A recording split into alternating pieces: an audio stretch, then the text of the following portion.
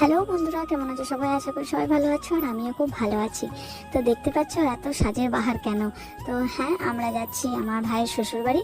তো এই যে দেখতে পাচ্ছ আমরা এখন রেডি হয়ে গেছি, অনেকক্ষণ আগেই রেডি হয়েছি। তো এখন যাচ্ছি, এই যে ঠাকুমা গেল, ভাইয়ের বউ গেল, বোন, এই যে দিদি। তো চলো গাড়ির ওখানে যাই, ওখানে গিয়ে দেখা হচ্ছে।